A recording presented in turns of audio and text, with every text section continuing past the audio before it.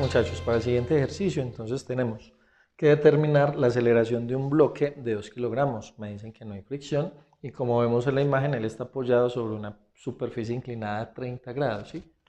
Está en diagonal. Lo primero que hacemos es que ya a partir de la gráfica entonces vamos a dibujar las fuerzas. Como siempre el peso siempre hacia abajo independiente de la inclinación del plano. Una fuerza normal por acá, que esa va a ser perpendicular. Recuerden, la palabra normal significa perpendicular, formando un ángulo de 90 grados con la superficie.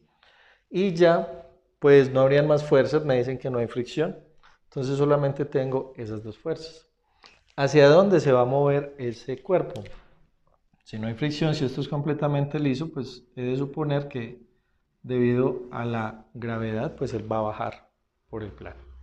Una vez que tengamos las fuerzas, entonces vamos a pasarlas a un diagrama de cuerpo libre. Recuerden, cuando el cuerpo está inclinado, pues dibujamos el plano inclinado y ahí vamos a dibujar las fuerzas que nos den. En particular está la normal sobre este eje. Listo, para mí este sería el eje Y. Y siempre voy a procurar poner en el eje en el que se mueve el eje X, ¿cierto? Entonces tengo aquí el cuerpo con las fuerzas, este sería el peso hacia abajo. Listo. Y recuerden que señalamos el sentido del movimiento con esta flechita. Entonces una vez que lo tengo aquí vemos que tengo una fuerza inclinada. Para el plano la inclinada es el peso, ¿cierto? Y la debo torcer. Recuerden, este es el ángulo de 30 grados, este de acá, que si miramos aquí al lado del MG, no va a ser este de acá, sino al contrario, ¿cierto? El más pequeño, siempre va a ser el opuesto.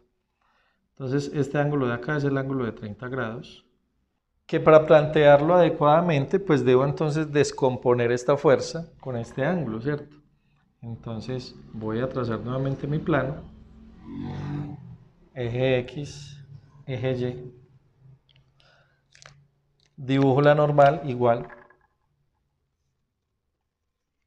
y ya el peso va a tener dos componentes, va a tener una componente por acá, una componente por acá, ¿listo? Entonces en mi nuevo plano voy a trazar esas componentes.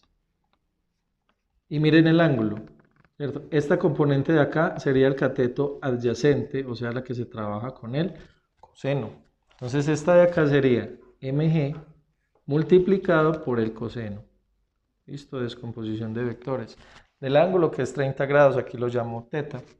Y este otro sería entonces mg, y uso la otra función, seno de teta. Tercer paso, las ecuaciones, y recuerden que en las ecuaciones sacamos una en X y una en Y. Y miramos en cuál de los dos se da el movimiento. En mi caso el movimiento se está dando sobre el eje que llamé X, ¿cierto?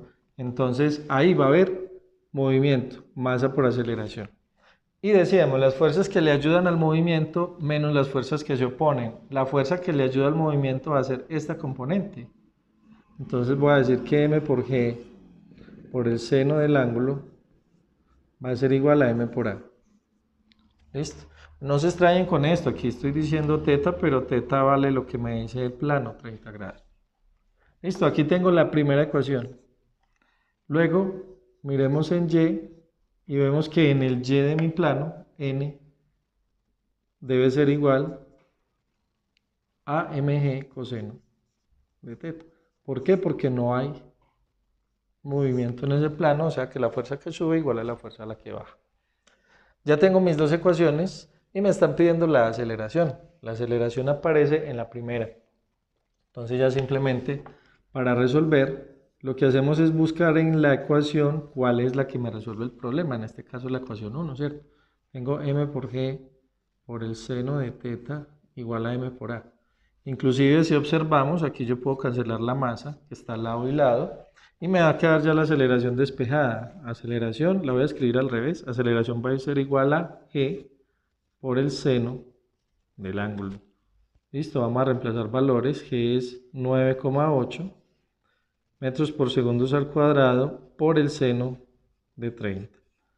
Listo, al hacer la operación en la calculadora obtenemos que esto nos da 4,9 y las mismas unidades, metros por segundos al cuadrado.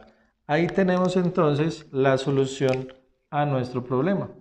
Encontramos la aceleración del sistema.